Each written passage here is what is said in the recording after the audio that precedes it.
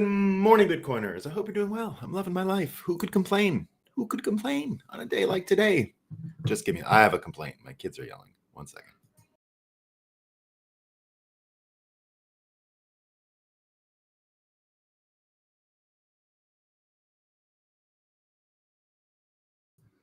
All right. Yeah, they're playing, having a good time. You know how kids are, having a good time, huh? Mummy's occupied, so they're running around outside. That's okay. We don't mind a little bit of noise, right? We're fine with a little bit of noise. We still don't know if YouTube's running. It's telling me that there is no one here yet, which is always a sign that it's not running. But we'll see. Usually it just goes bang and I get a whole bunch of people in the door. But no comments from the YouTube site. Oh, there we go. There we go. Starting. But not a comment. That's okay. It'll come around. It'll come around. As long as it's showing that that it's being broadcast, then I know. So it's moving quick. Boy, do we have a fun show today. Moscow time always piles up when we're not around, doesn't it? It always gets piled up. There we go, John. Good morning, John. Hope you're doing well. Hope you're doing well, John. Assalamu alaikum. So according to Kamala, climate director, don't have kids because it's too hot. It's debate night. It sure is, Lance. We're going to enjoy that. We can't watch any of these things. We just sort of tune in a little bit here and there, right? But we'll do our best. We'll do our best. For example, I could not sit through the Joe Biden one. We're here, Chiron. Great news. Great news. We're happy. Bitcoin Deb up and running. Morning team and Nolan. Morning, Bitcoin Deb. Glad you made it this morning. Glad you made it. Glad you made it. I'm gonna have another sip of this delicious coffee. What do you think about my thumbnail today, inspired by the Atlantic's cover? I tried desperately to turn it into like you know how some magazines you open and then the whole cover is sort of two covers. The back side of it is one and the other one is there. But I just could not get it to sync up. Could not get it. Lance says, I watch people on Rumble that watch the debate. Yeah, I do a bit of that too. I'll find out who I'm watching tonight.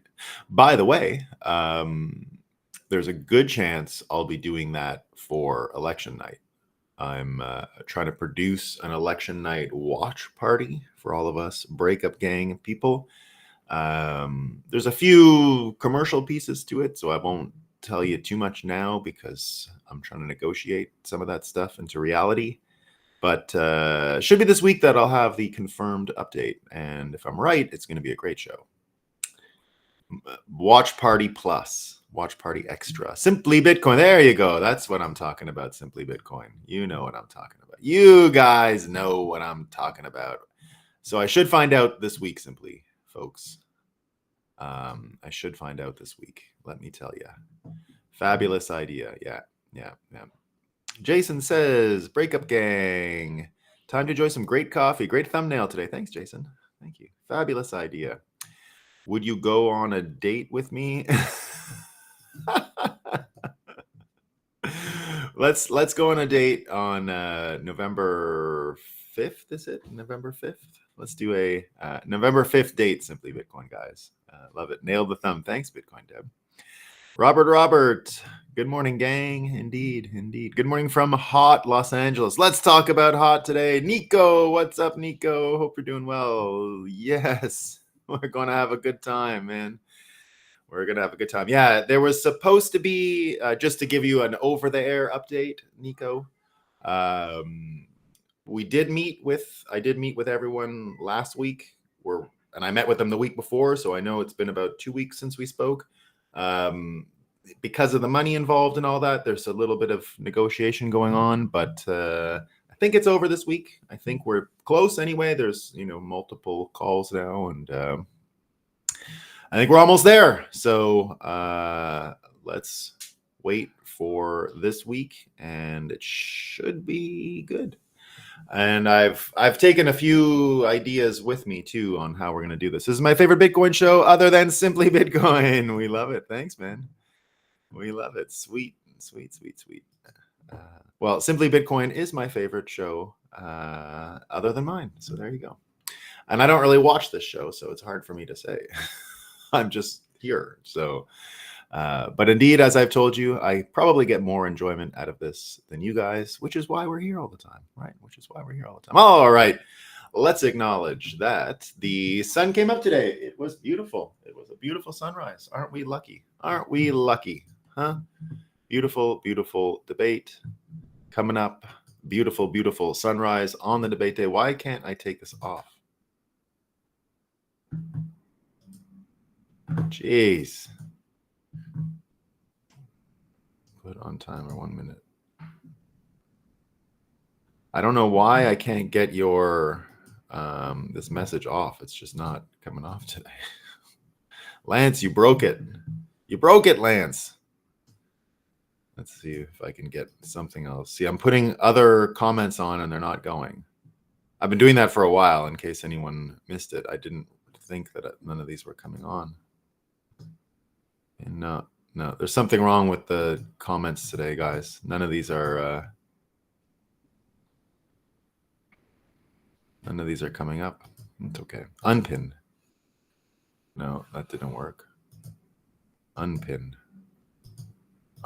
Anyway, this comment is going to be here the whole show, I believe. I don't know how I can take it off. Lance, you broke it. You broke it. It's okay. All right. So the sun indeed did come up. We got a perfect sunrise. And I checked. Bitcoin's running. We're doing great, guys. Let's have a coffee and talk about what's new. Now, as you know, it's time for a little Moscow time as we start our morning. What's the fakest news I can find? And boy, oh boy, Lance says, sorry. I would share it with everyone, Lance, but I can't even do that. It's not letting me do anything. 3 minutes, 5 minutes, timer, pin on timer, no, nothing. So the way it works is I have all of your comments come up on the side and then I can pin them. It's pinning it is the first button and then pin on a timer is the second. So I can choose between those two. If I hit pin on a timer, it gives me 1, 3, 5 minutes. I usually put it up for 1. That way it just disappears in case I forget. Somehow this pin won't be removed, even if I go on the original message where it says unpin and it won't unpin. So hopefully, and it's been on for 5 minutes. Just, they're doing their best. We love Rumble. We will not criticize it. But I hate when stuff like that happens. Anyway, let's get on with it. So, as you know, we like to start Moscow time with the weather. Now, I'm a little confused because I was told it was going to stay hot forever. And now when I go looking for stories about where it's hot, because I'm worried about you guys, I want you to know where it's hot. I can't find many stories about where it's hot anymore. Something about the month we're in, I think it's related. I'm not sure. I'm trying to look at historical records, trying to figure out why things have changed suddenly in September in the north. It's like, remember I had that map and it was all the places where it stays above 30 degrees, so like above 80 all year long. And I noticed it was sort of around the middle of the earth. And I haven't figured that one out yet. I'm still gathering clues about why the middle of the earth is so warm all year round. I'm going to get there. I know I'm going to be able to see the pattern soon. It's going to come out. But now this new pattern of like September and it's getting cooler. We'll see. I'm going to keep my attention on it. I as you know, guys, I have a very high IQ. And I'm really good at pattern recognition. I did a lot of those LSATs and IQ tests when I was younger. So I'm pretty sure I'm going to figure it out sooner or later. I'm going to figure out the pattern. But boy, waiting to see these people that figure stuff out. But first, let's just say, they have pictures they've collected in the Washington Post. Here's what the hottest summer on Earth looked like. This was the hottest summer on Earth, according to the Washington Post. So what does it look? What was it like? And they had a nice, beautiful collection of pictures. They said, amid an onslaught of lethal heat, it was lethal. It wasn't it lethal. Surging disease and record-breaking storms, global temperatures this summer climbed to the highest levels on record, right? The record for all this heat was broken, right? And we got more. It's not just that. It's not just them. The hottest summer on record could lead to the warmest year ever measured, right? Now, I've said before how credible it is that humans go around the world measuring the temperature. I've been telling you, right? It's been going on for centuries where we get these super credible and accurate data sets. Now, they didn't have a Microsoft Excel, they didn't have spreadsheet technology in the old days, but they wrote it all every day, every 10 minutes. They had people that must have been all they did was just chisel, like in the Flintstones, they did it really easily, ding, ding, ding, and they could write into the stone. And so we just have all this really like integrated data set, and it's amazing. But people are like, what did they do if they didn't know math? How did they measure the temperature? How do they know these things? Well, guess what? We're finding out more. The New York Times has the New York Times has a story today, everyone. Look, they're measuring the temperature of the Earth right here, right? They're sizing up Earth's lungs. It takes tape measures and tree climbing. I told you, I said, no way. There's these people out there, right, who are like, no way they can measure the temperature of Earth everywhere. And I'm like, guys, wherever there's trees, you can know the temperature, right? Climbing trees to find clues on warming, trying to grasp carbon storage in the Amazon. It's totally normal. It's the easiest thing. You climb a tree. My kids climb trees all the time, right? You climb a tree, you get your rope out, right? You take your rope, and then you tie the rope around the tree. Look what he's doing. He's got a tape measure, right? He's got the tape measure, right? A small team in a remote corner of Colombia is surveying every tree. So that's all you have to do. You need a small team, okay? A small team, and then you send the small team out, and they measure every tree in Colombia. Why not? Why not? It's just like, go measure the trees. So they climb the trees, they take the tape measure, and then it's like, oh my God, it's the warmest year ever, right? It's the warmest year ever in the history of the world. They know. You climb the trees, you get the data, you put the data. If you didn't have spreadsheets like in the old days, like that's what I'm saying, right? I was like, if they didn't have math and they didn't have the thermostat, if they didn't know about mercury, that you could use mercury in order to tell temperatures, well, you just get a tape measure, you go up the tree, and then you measure it, and then you know the temperature before, the temperature tomorrow, the temperature next year, the temperature last year, the temperature 1,000 years ago. You know what you can do? Sometimes there's fossils, little acorns. You get the acorn, and then you know, hey, I can tell right away, summer of 601 AD. It was clearly a heat wave, but not as bad as this year, right? So that's just the credible data collection, the credible science that's being done every day to measure the Earth. It's amazing, right? They're so good. So they can climb the trees, they can size up Earth's lungs, tape measures, tree climbing. You're done, guys. You're done. But there's more. You think they stop with just trees? No, because what about the places without trees, right? What do you do when there's no trees? Well, we know from here, this is from today, right? These are all from today. I don't even have to go another days to find these, right? Forgotten Cheetos snack bag can have world-changing impact, U.S. National Park says. So there's the chip bag. It's a Cheetos bag. And see, there's no trees. It's just dirt. So this works in the desert or anywhere else too. So if someone leaves garbage like a Cheetos bag behind, right? You can just take the forgotten Cheetos bag, right? And then you're like, it could have a world-changing impact. It could change the planet. If I just have a Cheetos snack bag here, then I'll know what the temperature was when I dropped it, and what they do in the articles, they talk about all the things that could happen. It's like one of these things from Star Trek, right? They had all kinds of episodes. Remember the Prime Directive in Star Trek, like don't influence non-warp drive cultures, right? That's what that can kind of be. That's like a non-warp drive culture, because you drop that there, and then suddenly, guess what happens? Right?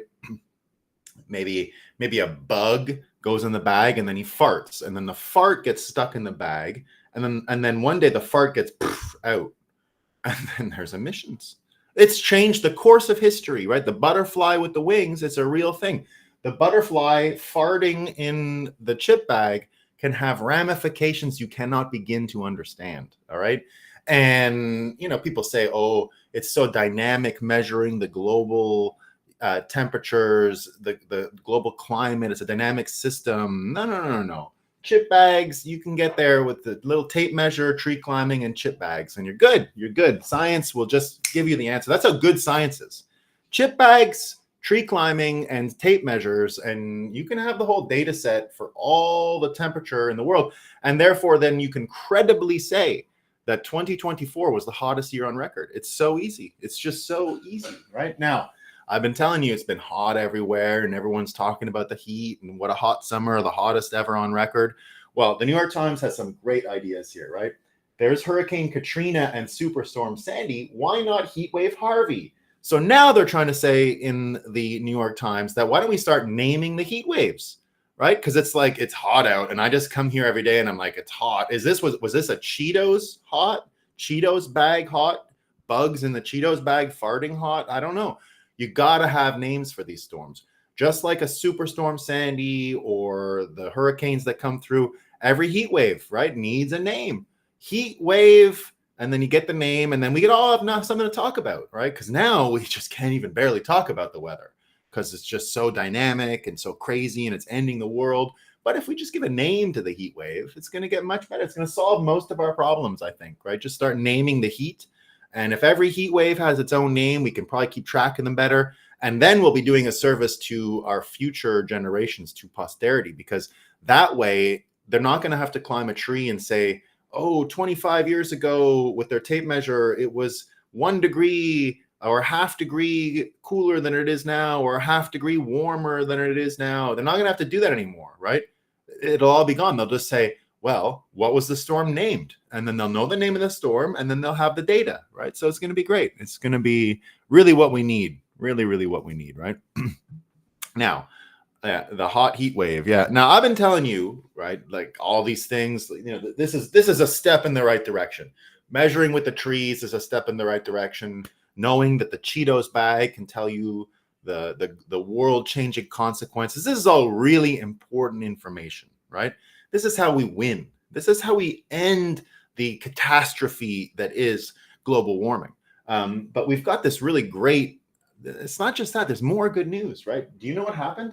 A pediatrician wrote a book, right? A pediatrician. So that's someone who obviously cares about kids. They wrote a book on how climate change is making kids sick in the air they breathe. Nevada pediatrician Deborah Hendrickson explores how rising temperatures are hurting children's health and what can be done to stop it. Now, you'd say, go climb trees, right? Go outside. No. It's not that simple, right? We got to have the people measuring the trees in order to make sure the temperature is accurate. And then, you say, go outside, play with your friends, have a snack. Cheetos, remember what I said about the Cheetos bag? They're going to litter. You're going to have Cheetos bags all around. So the pediatrician, totally credible person, wrote a book on how climate change is making kids sick. So at least we have some details. At least we have a way to fight back, right? That's great news. So I'm happy about that. We've also got this happening, right? So there's all this trouble going on. But now we know that labor, this is in England. Listen to this good news, everyone, right? You think the kids that are getting sick from the climate change is the big problem, right? We got answers. Labor-run council finds Extinction Rebellion Climate Cafe has been using taxpayers' money. But can you believe that there is a climate cafe out there that the government is running in England, and you can go and you can eat? Like, I don't know what they have to eat there, because most of the things are causing emissions with the farts. Maybe it's like this, maybe it's the bug thing, right? That's what we know. BBC, right? BBC over in England. Maybe they went to the climate cafe and they had a question here, right? Eating insects could save the planet. It could, right? But are they tasty? I don't know. But if they could save the planet, what are we waiting for? What are you waiting for, guys? You could be eating, look at this beautiful toast with these little silkworms and the crickets. They're my crickets on avocado. It's going to be so good, right? So it's going to be, it's great, right? So now they ask, what if they're delicious? What if they're delicious? I won't be able to stop myself. If they're delicious, I can't wait. I want them to crunch. Think about how crunchy they'll be, right? And delicious. Come on. It's got to be. Exactly. Crypto truth. It's got to be, right? It's just got to be. No, it still won't switch the comments. That's okay. So we got all this delicious bug stuff coming, right? Aren't we lucky? The bugs, the food. Now it's, bugs at the cafe. You can do your part. This is where we move into what the news is saying about the political candidates, right? And she might not be eating bugs, but Harris, according to the Associated Press here, right? Harris turns to her favorite foods in an effort to show a more private side and connect with voters. Isn't that sweet? Isn't she sweet, guys? Like, I know this Doritos story was from 2 weeks ago and it's just recycled when she got the Doritos, but aren't you happy to know that a potential president is just like you? She's cool. She just connects with voters because she likes junk food, and who doesn't like junk food? And so it's just great. Doritos, the whole Doritos thing is just a brilliant coup on the part of her team. Doritos, right? We love it. Doritos. So that's great. So you know, it might not be the bugs, right? But we got to find a way. I'm sure they're working on it. I've heard in Canada, you can't even buy cheesies now that don't have crickets inside the mix. So hopefully Doritos gets with the program and starts making cricket Doritos. I mean, it's an obvious win for them. I'm surprised. So it should be coming, right? It should be coming. What else are they saying about Kamala? Well, here the generals, right? Scoop. It's a scoop. The generals come to Harris's defense in Afghanistan. Isn't that great? Isn't that great? Isn't, you know, just when they said, oh, she's weak, she can't control the country, people are going to look at her like she's a sitting duck, and they're going to try and saber rattle against her. No. The generals, they're totally credible, say no problem. She's great, right? She's just great. I agree. Guess what they're saying about Trump, right? Wait till you see.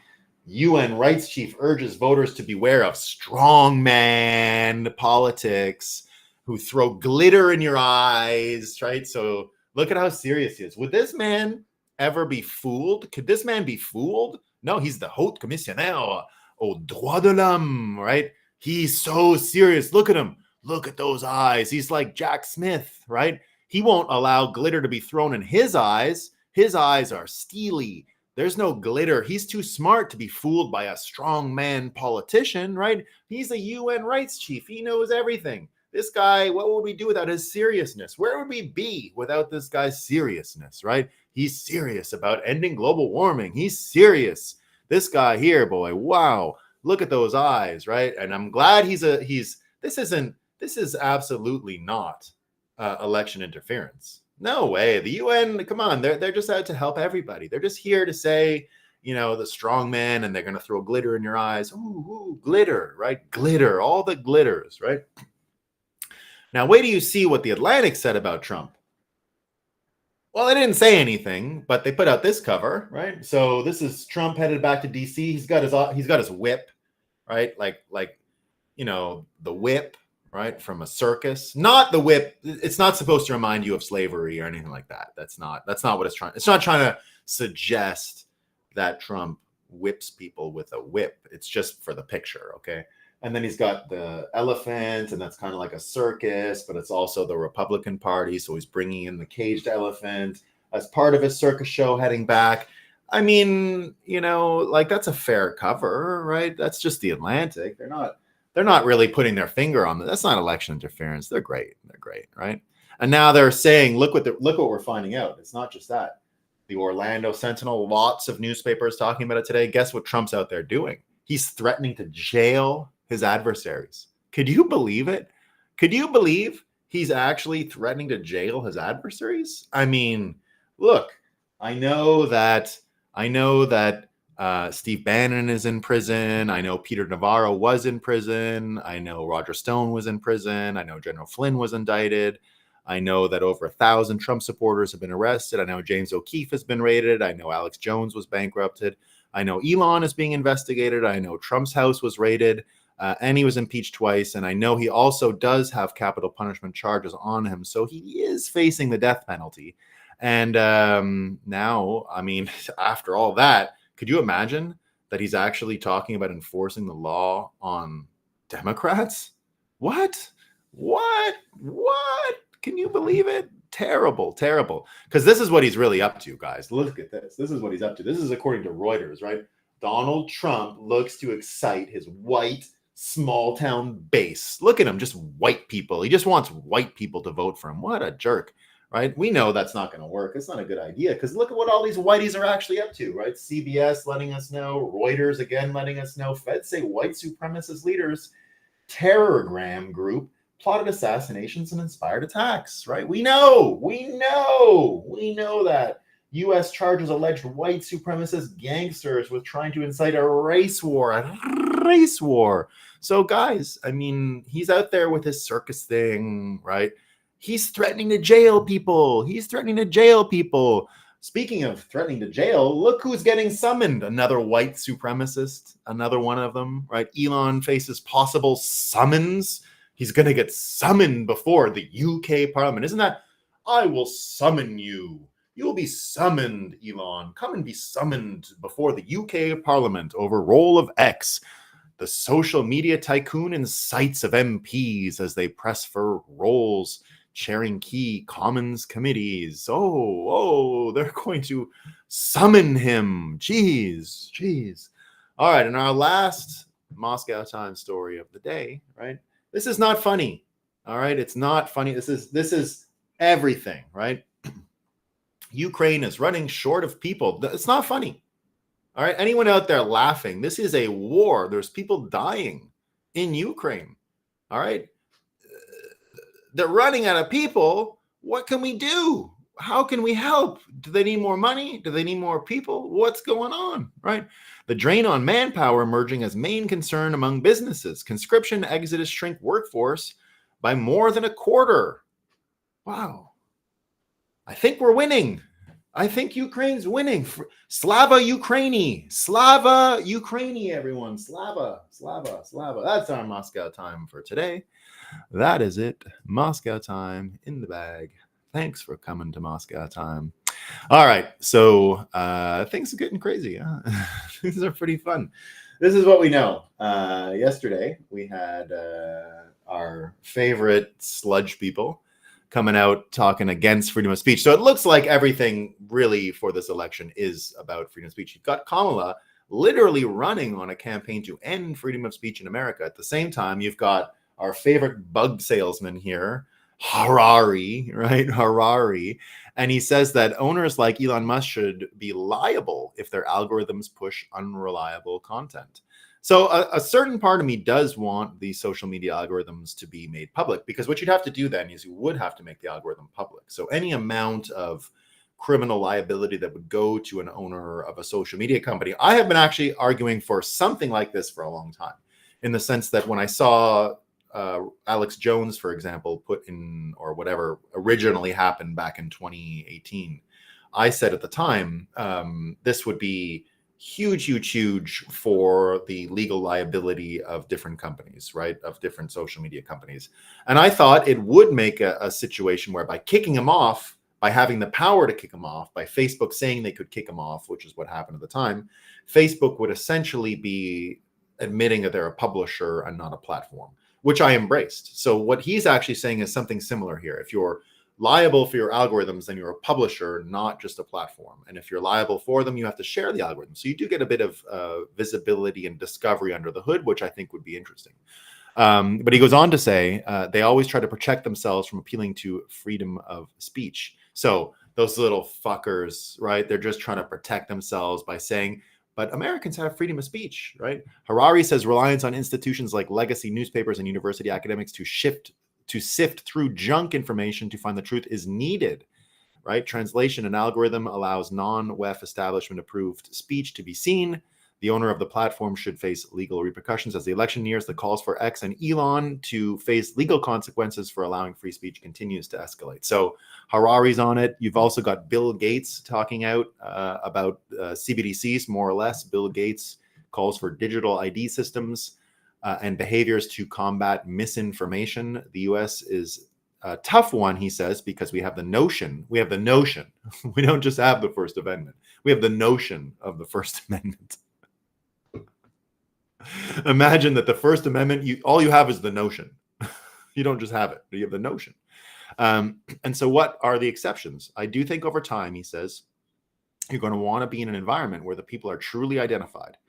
We're going to have systems and behaviors that we're more aware of who says that and who created this, right? So both of them here predicting the more or less end of the First Amendment, right? So that's apparently what's in store for them and what they've got in mind.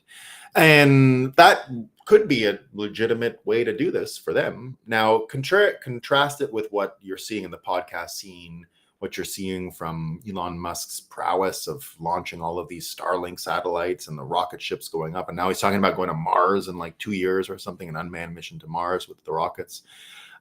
So compare what's going on with, for example, the Weinsteins, who have been doing the podcast scene for a few days.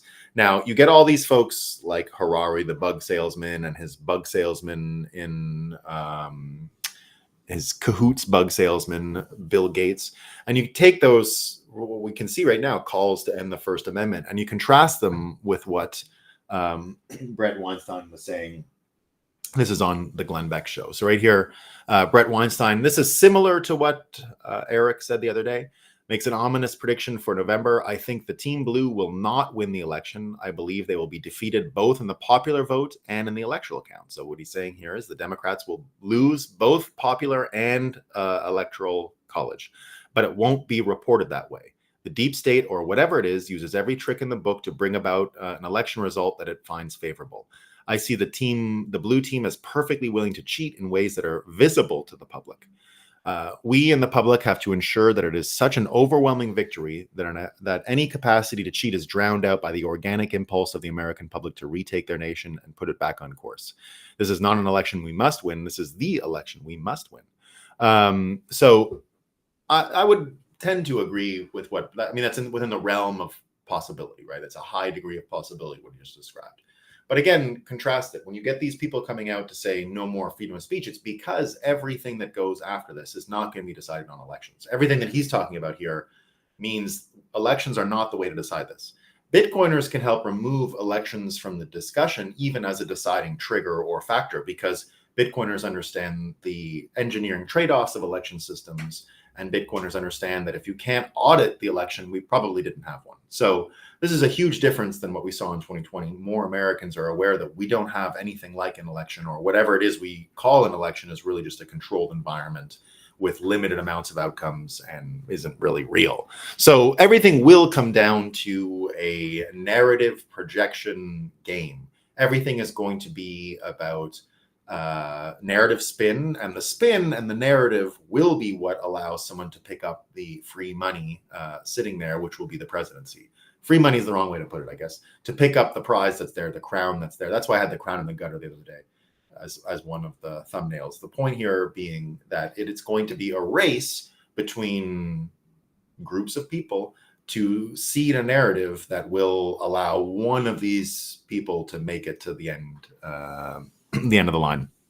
Now, what you saw, I saw there's all kinds of people complaining today about the speaker, and Thomas Massey came out because they had the debt funding or the government funding, provisional funding. They made it 6 months instead of a year. Thomas Massey raised the flag. Well, one of the big things about it that I'm hoping it fails is because what you want to see going through this election is that the government isn't funded after the election, that the new Congress has to come and actually fund the government through whatever means they can. So what would happen then is, by allowing the government to be funded right through the change of administrations, is you're actually funding the lawfare that's around Trump right now. You're funding the types of mechanics that can be used against the normal people. One of the things I would like to see is no government funding. I mean, if we can't vote on the president, why not just not have one? Why not just let the federal government wind down and not be funded anymore? So I would love to see a no funding provision finally at this time, because what you would find is, by having no president and no budget to fund any of the federal government, we would probably be fine. We probably don't need either of those things. And what you want inevitably is for states' rights and for states themselves to wake up and take more sovereignty and agency in their own existence, something that Texas is doing, something that Florida is doing. What you want is way more of these states waking up and participating, because inevitably the next president, as much as I'm talking about narrative, the audience really is the state government. States not acknowledging a president is going to be where this has to go. Texas and Greg Abbott not acknowledging a scam, stolen, cheated election is the way forward. Because again, you're not going to get the answer from the votes. Last time around, the states were too weak and they capitulated too early. I think this time what you need are states and individuals that are able to pump the brakes, wait to figure things out, and let more of this narrative get laid down so that people can start orienting themselves. Because that's probably the only way, right? Probably the only way is to have that. And now it's going to be a fight between the folks that want to do the misinformation, that work for the government, that work for big tech, versus the billionaires, the independent people, the Bitcoiners, the people that want a systemic change. So we're seeing the true and clear prediction that we made here, that Balaji has made for a long time, which is that we have shifted, I think, fully, and we'll talk about some of the trades that are going on. We've seen fully the shift from blue and red to green and orange, and we're going to see how that plays out. Just like this one here, right? We're seeing now that the tech workers back Kamala. So these are all the low-level, stupid sludge people that quit their job at 5, the kind of people that I would never hire in any of the hiring roles I've ever had. I've always believed in Bitcoin. You have to hire religious Bitcoin people who are all in on Bitcoin. That's the only way you're going to get anything out of them. You cannot go with I'm into this industry, it's a new pivot for my career. You got to just ignore these people. I went to Harvard. I want to get into Bitcoin now. Why were you not in this stuff before? Why were you wasting your time at a college? So I often ask that people whenever I've been into these job interviews and stuff like that. When people are asking me for a job, I'll often tell them, what were you doing for the years that Bitcoin was starting up, and why did you play it that way? Why did you go to Harvard? Like, what did you learn there? Nothing, usually. So what we're seeing indeed is that employees at major US tech companies like Amazon, Microsoft, and Alphabet overwhelmingly support Kamala, donating millions to her campaign. In contrast, tech billionaires like Elon and Mark Andreessen back Trump, citing his economic policies. And you've also got the whole campaign against what they've called Russian disinfo as well, right? So that's the record inflation, unaffordable prices for food, risk of job loss for white Americans, privileges for people of color. So again, this is to stunt debate when this narrative stuff comes out, right? If you complain about any of these things, you're a racist, you're just a downer, right? So that whole thing is going on. But what we have as an advantage is indeed, as we've made this shift between blue and red to green and orange, the shift has actually increased the narrative projection power that Trump has. And Trump already has a lot himself, right? So what we're seeing here is Kanekoa saying the populist movement on the right, led by Trump, took over the Republican Party, while the populist movement on the left, led by Bernie, lost to the Democrat Party. Now, neoconservatives, once led by Bush and Cheney, because of course everyone's been talking about the Dick Cheney endorsement of Kamala, it's so good, are more aligned with the Democrat Party because they are most aligned with the military-industrial complex. I see RFK, Tulsi, and Elon as traditional liberals who support free speech, secure borders, and ending unnecessary wars. Trading Bush, Cheney, and the war-hungry neocons for RFK, Tulsi, and Elon is the trade of the century. And it really is. It's the trade of the century. And it's these people that are going to help Trump win the narrative battle. He's going to win the narrative battle because he has the most credible people next to him. He's got people like Naval, right? We didn't have a chance to talk about this, but Naval coming out on Friday and supporting Trump the way he did through the lawfare argument is extremely powerful. Now, if you guys don't know who Naval Ravikant is, I mentioned him a bunch, but let me just tell you, he's mostly responsible for the rich people in America understanding Bitcoin. He was in on Bitcoin before Mark Andreessen, before any of these people in the very early days. Naval is one of the original American Bitcoiners, and so he's just the best, right? I've met him a bunch of times. He rarely goes out in public anymore. He's the founder of AngelList as well, if you didn't know that. So he's sort of been ground level on all of this stuff. He spoke on my show in 2017. Here's what he says. Naval Ravikant says the Democrat Party's law. And by the way, he spoke at our show in 2017. And I'll never forget what he talked about because it was in New York. He rarely comes to New York, but we managed to get him to New York. And he told a story of just walking around Manhattan and the financial district the night before our show. And this is someone who's already sort of lived in the future. And he was predicting that day in 2017 he was envisioning Wall Street without the financial people anymore, that everything's empty and gone, and that Bitcoin has won.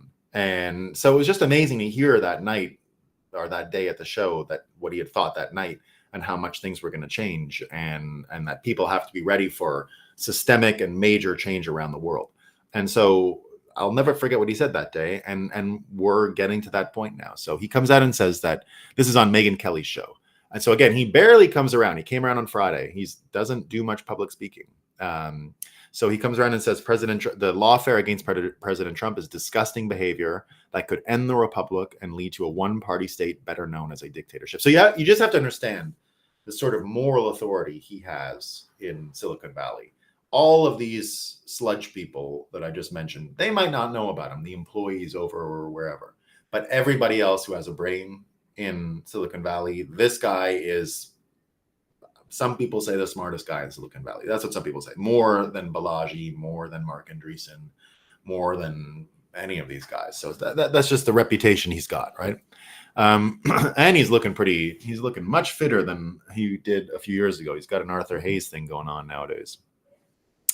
So he comes out and says, if you look at the charges brought against Trump, and I actually read them quite carefully, these were really trumped up charges. Isn't it the best, by the way, that, have you guys noticed that, like, simulation wink about this, that forever from now on, the idea of a trumped up charge and the examples you'll use, like for example, in law school, right? You learn everything in terms of precedents and what happened before and jurisprudence and examples that happened before.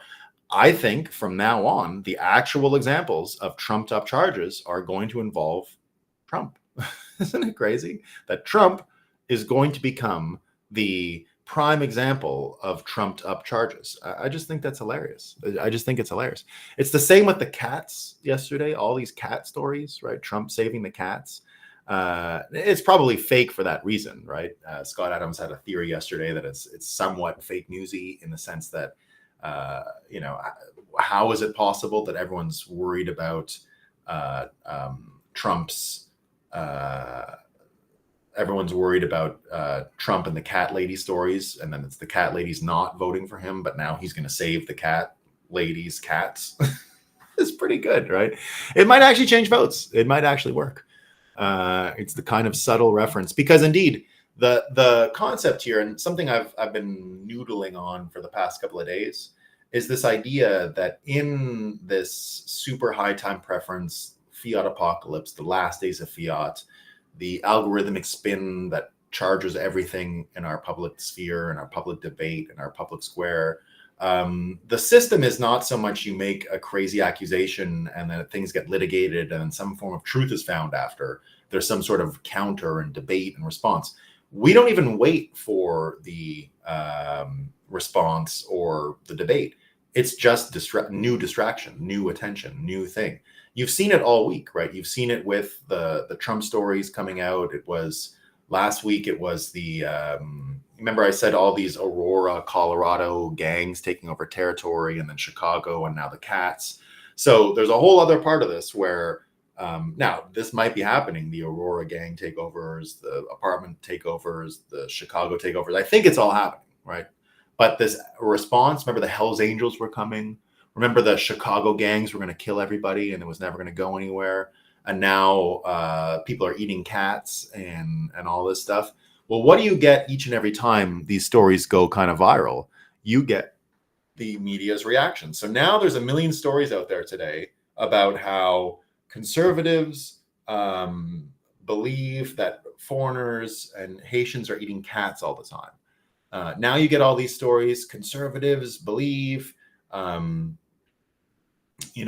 believe that the cats are getting barbecued, that the Hells Angels are good for coming to the rescue. So you're getting all of these white supremacist stories seeded through this action, and none of it will ever be litigated, or none of it will ever be decided if it's true. But it's just more distraction, more pointing into a never-ending stream of look at this, look at this, look at this, look at this, look at this.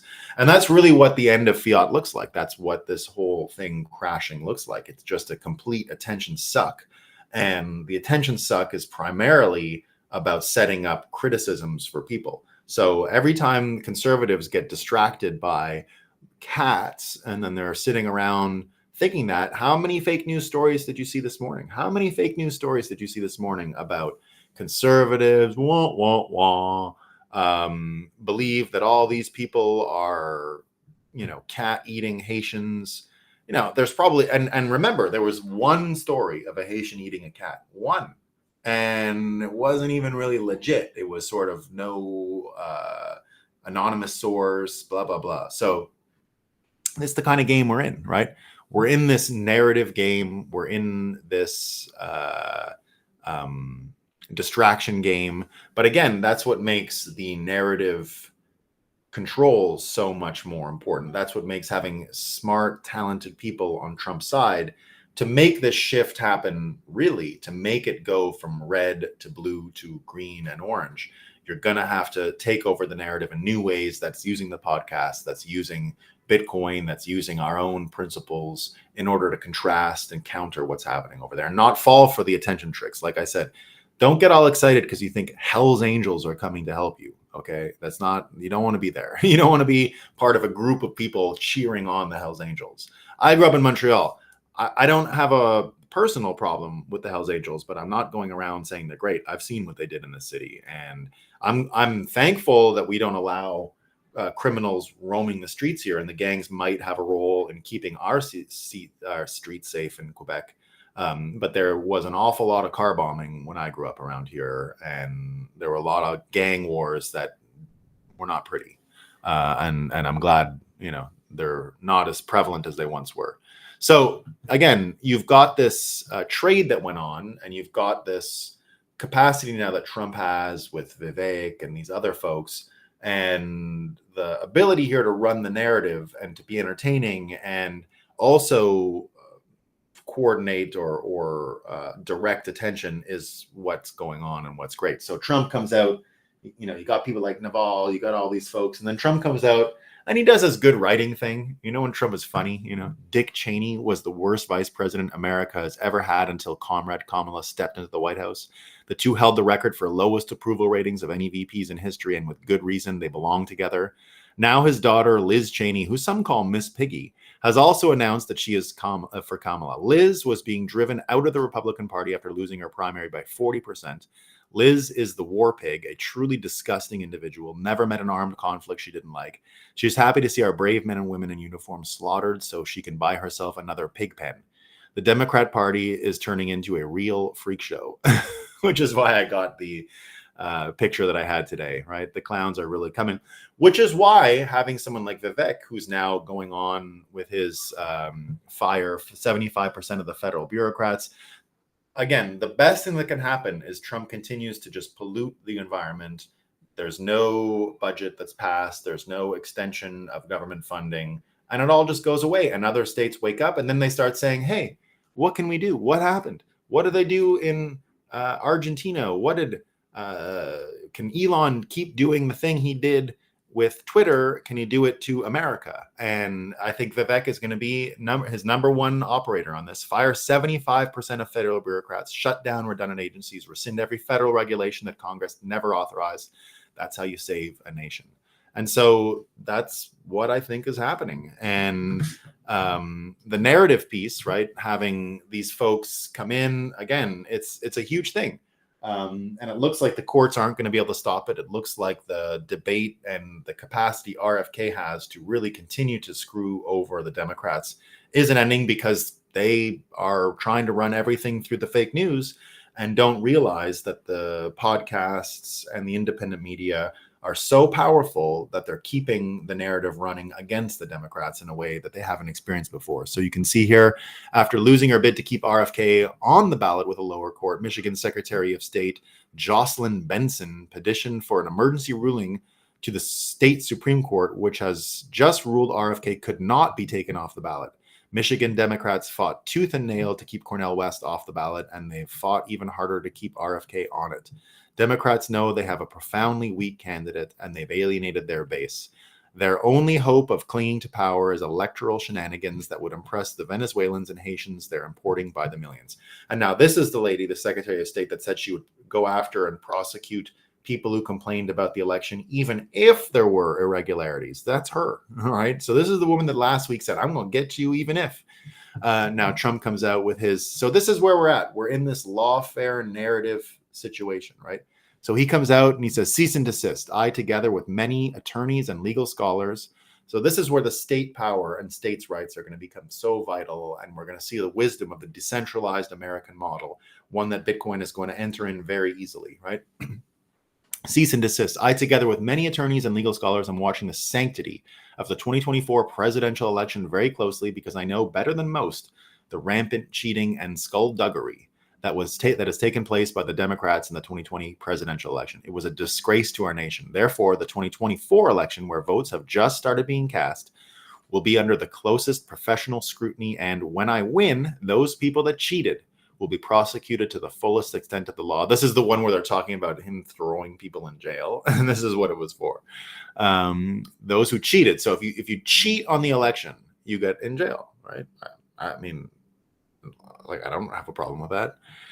Will prosecute to the fullest extent of the law, which will include long-term prison sentences, so this depravity of justice does not happen again. We cannot let our country further devolve into a third world nation, and we won't. Please beware that this legal exposure extends to lawyers, political operatives, donors, illegal voters, and corrupt election officials. Those involved in unscrupulous behavior will be sought out, caught, and prosecuted at levels, unfortunately, that have never been seen before in our country, including space drops, right? The prosecuted at levels, unfortunately, never before seen in our country will include space drops. And anyway, it won't even matter because this is what's happening, right? On the side of all this, you've got Chinese banks building up a huge short against the US dollars. And so, again, the rest of the world doesn't have to get involved with our own internal psychosis in America. And they're saying, we don't want to get involved in this. So no matter what, America's going to change after this. And, I think the change is going to be great for us. All right. I can't read all of your slides because this is broken today. That's all I got for today, by the way. Commie Law Harris. Yeah. Commie Law Harass. Yeah. I try to avoid YouTube. I'm 99% on X and Rumble. So glad people are moving over. Canadian geese are in season for hunting. Yeah, they are seeding the media with predictable program language for behavior modifications. Yeah. We're seeing that transition in real time in California. FYI, BTC Sessions and Mark Moss have channels on Rumble as well. No, same stream on Rumble was a good chat room lately as more people come over. Is Simply Bitcoin any different on Rumble? No, it's the same. Yeah. Whose vibes are stronger? That will decide it. Yeah, Daniel, you're totally right. It's the stronger vibes. It is 100% a vibes election. Well, I'm sorry I can't read any more of these. Can't read any more of these comments. All right, everyone. That's all I got. You guys all have a great day. I shall see you tomorrow. Peace out. Have fun. I'm going to have another sip of coffee before I go.